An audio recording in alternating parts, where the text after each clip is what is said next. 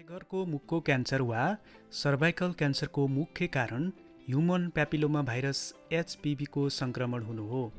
यो रोग मुख्य गरेर उक्त भाइरसबाट सङ्क्रमित व्यक्तिसँग यौन सम्पर्कबाट एक व्यक्तिबाट अर्को व्यक्तिमा सर्दछ।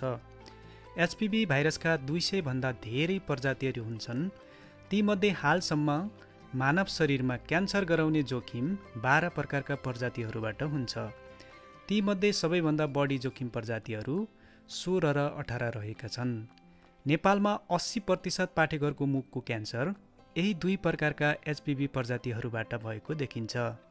नेपालमा हरेक वर्ष 2169 जना महिलाहरूमा पाठेघरको मुखको क्यान्सर हुन्छ र यसबाट हरेक वर्ष 1313 जना औसतमा प्रत्येक दिन 4 जना महिलाहरूको मृत्यु हुन्छ भन्ने अनुमान छ। महिलाहरूमा हुने विभिन्न प्रकारका क्यान्सरहरूमध्ये पाठेघरको मुखको क्यान्सर दोस्रो मुख्य कारण रहेको छ र क्यान्सरबाट महिलाको मृत्यु हुने पहिलो मुख्य कारण रहेको छ। पाठेघरको मुखको क्यान्सर रोकथाम गर्न सकिने रोग हो। यो रोग विरुद्धको खोप लगाएमा एचपिभी भाइरसको सङ्क्रमण हुनबाट सुरक्षित हुन सकिन्छ।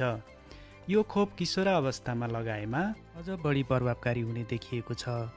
नेपाल सरकारले सेकोलिङ नामको खोप निशुल्क रूपमा उपलब्ध गराएको छ। यो खोपले एचपिभी प्रजाति 16 र 18 को कारणबाट सङ्क्रमण हुने पाठेघरको मुखको क्यान्सर हुनबाट सुरक्षित गर्दछ। यो खोप 98 देखि 100% सम्म प्रभावकारी देखिएको छ। यो खोप सुरक्षित छ, निशुल्क रूपमा पाइन्छ र यो खोपले जीवनको रक्षा गर्दछ। त्यसैले नेपाल सरकारले तोकेका उमेर समूहका किशोरीहरूले यो खोप लगाउन अति आवश्यक छ।